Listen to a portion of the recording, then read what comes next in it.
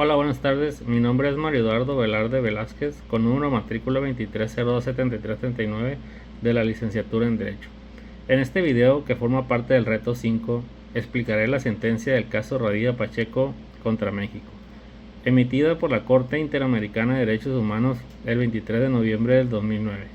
Este caso es uno de los más importantes para México porque fortaleció la protección de los derechos humanos y cambió la manera en que las autoridades mexicanas deben aplicar el derecho internacional. Como diapositiva número 1 tenemos los hechos del caso. Los hechos ocurrieron durante la llamada Guerra Sucia en México, una época en la que el Estado combatió movimientos sociales mediante detenciones arbitrarias y desapariciones forzadas. El señor Rosendo Radilla Pacheco era un líder social y compositor de corridos que vivía en Atoyac de Álvarez, Guerrero. El 25 de agosto de 1974, militares lo detuvieron en un retén cuando viajaba en autobús junto con uno de sus hijos. Fue trasladado al cuartel militar de Atoyac y varias personas declararon haberlo visto con vida después de su detención. Sin embargo, nunca volvió a aparecer. Durante muchos años su familia buscó justicia y presentó denuncias, pero las investigaciones fueron deficientes y no lograron esclarecer lo ocurrido ni sancionar a los responsables. Como segunda diapositiva tenemos el proceso ante la Comisión Interamericana. Después de agotar sin éxito los recursos disponibles en México, los familiares presentaron una petición ante la Comisión Interamericana de Derechos Humanos en el año 2001. La comisión analizó el caso y concluyó que existían suficientes elementos para considerar que el Estado mexicano había violado diversos derechos humanos. También emitió recomendaciones para que México investigara los hechos, sancionara a los responsables y reparara el daño causado a la familia.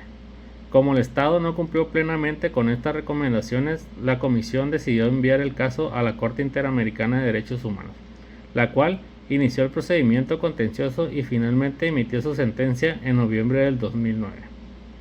Como diapositiva 3 tenemos lo que son los razonamientos de la Corte. La Corte determinó que México era responsable internacionalmente por la desaparición forzada de Rosendo Radilla. Señaló que una desaparición forzada no termina con la detención de la persona, sino que continúa mientras se conozca su paradero. Por eso, aunque la desaparición ocurrió en 1974, la Corte sí tenía competencia para resolver el caso. Otro punto muy importante fue que la Corte estableció que los delitos relacionados con violaciones a los derechos humanos cometidos contra civiles no deben ser investigados por tribunales militares, sino por autoridades civiles, ya que éstas ofrecen mayores garantías, independencia e imparcialidad. Además, la Corte concluyó que el Estado incumplió su obligación de investigar adecuadamente los hechos y de garantizar justicia a los familiares de la víctima. Uno de los aportes más importantes de esta sentencia fue fortalecer el control de convencionalidad.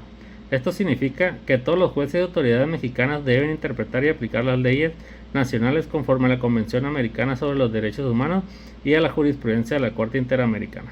Este criterio tuvo una enorme influencia en México y sirvió como antecedente para la reforma constitucional en materia de derechos humanos de 2011.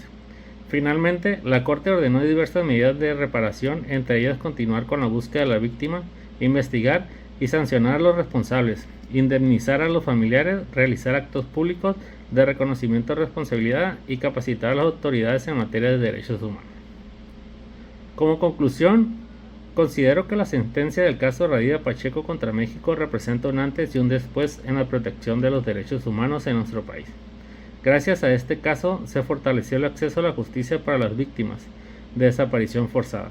Se limitó el uso de fuero militar en casos de violaciones a derechos humanos y se consolidó la obligación de todas las autoridades de aplicar el control de convencionalidad. Ahora, esta sentencia demuestra la importancia del sistema interamericano de derechos humanos como un mecanismo internacional que protege a las personas cuando los estados no garantizan plenamente sus derechos. Por ello, el caso Radilla Pacheco sigue siendo un referente fundamental para la defensa de los derechos humanos, el combate a la impunidad y el fortalecimiento del Estado de Derecho en México. Muchas gracias por su atención.